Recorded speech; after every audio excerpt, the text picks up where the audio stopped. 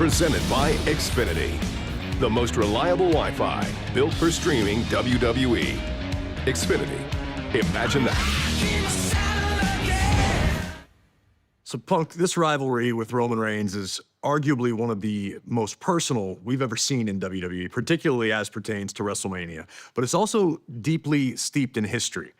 I want you to take a journey back in time with me, if you'd be so kind, to 2012, the Survivor Series, the night that The Shield debuted, as well as Roman Reigns. What were your thoughts on Roman at that time? I've had more personal rivalries, I feel. This one, I think, is rooted in the business, and it's become personal because of both sides' strong feelings about the business. He was with The Shield, and I remember sitting all three of those guys down and saying, like, okay, like everything you've done up until this point doesn't mean anything. Forget about it. People don't know who you guys are. I need you to go out there and make them never forget who you are. And I went down the line and I asked each single one of them, like, what is your goal? What do you want to accomplish here? And the first thing he said is, I want to provide a life for my daughter. And I said, okay, bingo, you get it. But in order to do that, you got to leave your mark on this business. If you want to be one of the greats, if you want to make sure you can provide for your daughter and your family. My initial impression of Roman was he's a second-generation superstar who, upon face value, maybe has what it takes. His spirit is going to get tested. He's going to have to do things that I never had to, and that's both good and bad. When your dad is a famous pro wrestler, you will be afforded opportunities. You will also not have to, regardless of what anybody tells you, you will not have to grind to prove yourself. Well, off of that, clearly over the last 14 years or so, your opinion of Roman Reigns has changed. If you had to guess or pinpoint, where does the animosity stem from? Where does the animosity start? You know, I think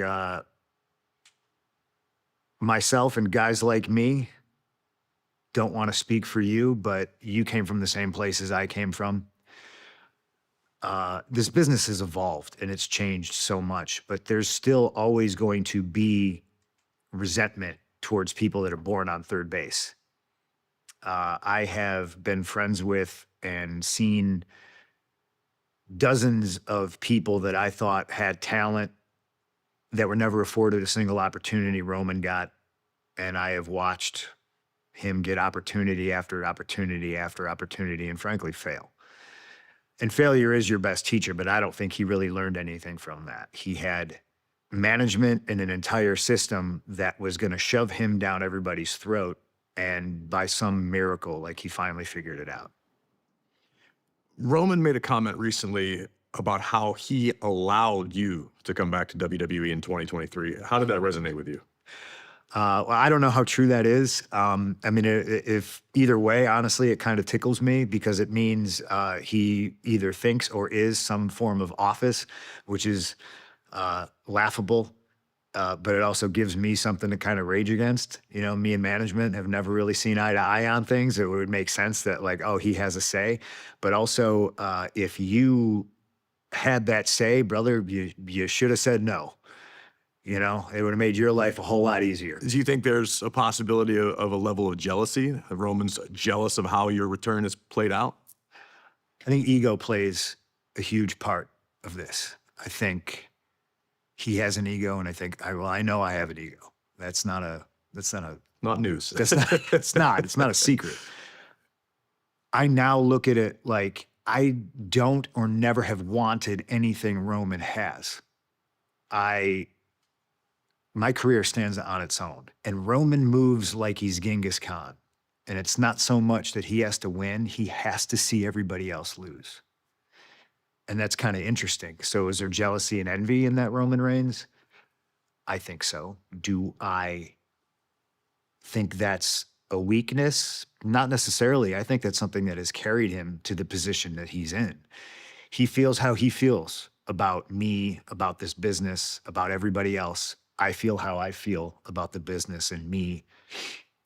And I'm not sure either of us are really going to be able to change our opinion. It is what it is. To that point, it doesn't feel like Roman respects you. Is there any part of you that has respect for Roman? Sure. The respect thing for me is something that's always going to get me because I'm a very prideful man. I don't care if you don't respect me. You can not respect me. What I won't let you do is disrespect me. And that is something that he has continuously done. Things like, oh, they asked me if you could come back and I said yes. Oh, you're supposed to just sell a few t-shirts. Well, when you sell more t-shirts than Roman, he tends to get a little bit hurt about it. I think anybody would be a fool to not look at Roman and respect the fact that he puts his family above everything else. I love that. I love the fact that he can say, my kids will never know what not having their father around is like, because he did that with Sika, his cousins, with Rikishi and countless other of the Samoan greats. And I think that's great. He has his priorities, and they're right. Just like day one, when he said, I want to provide for my daughter, his priorities are in the right spot. But it's real hard to sit back and look at a man who will do that and be a part-timer and think that that's okay, because there is a responsibility that comes not only with being a WWE superstar, with being a champion. This is about pro wrestling versus cinema. I don't want to say anything nice or good or positive about Seth Rollins, but Seth seems to balance things perfectly fine.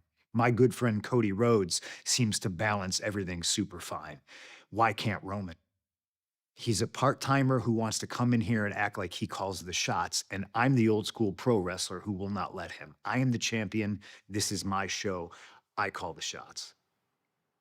Well, we're talking about respect, and you yourself mentioned Roman's family. Do you think maybe you crossed the line when you... I 100% crossed the line because that's what I do. I am a gold medalist, habitual line stepper, because I will with you. I will get in your head. I have all the respect in the world for Sika, Afa, all the wild Samoans. He needs to be taught a lesson. So yeah, I crossed the line. Legitimately feel a little bit gross about it, because it's low-hanging fruit, and I know I'm better than that, but I'm doing what I have to, and I'm following my game plan.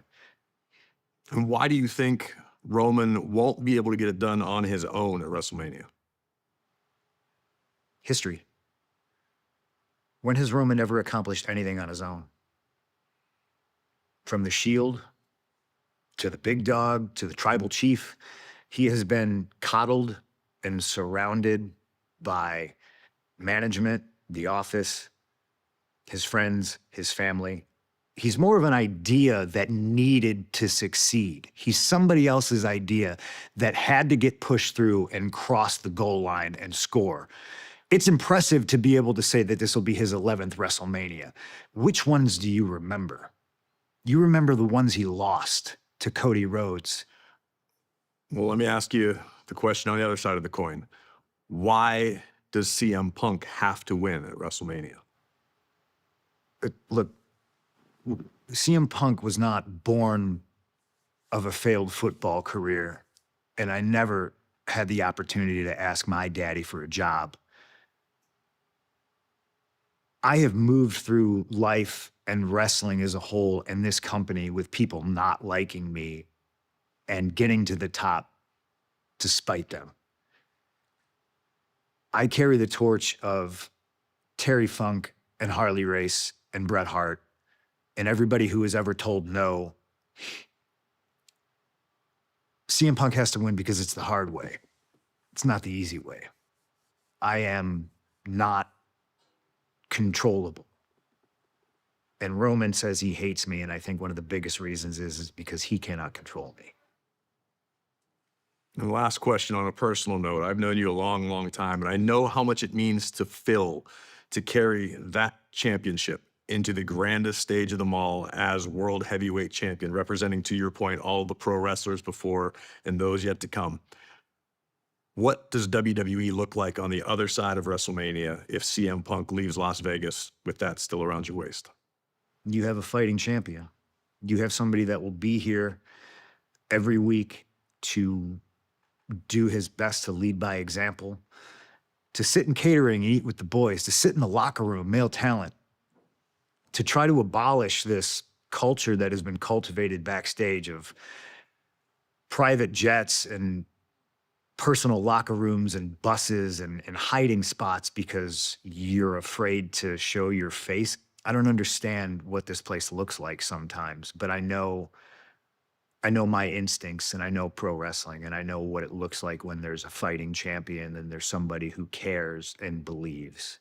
And that's what you're going to get when CM Punk wins at WrestleMania.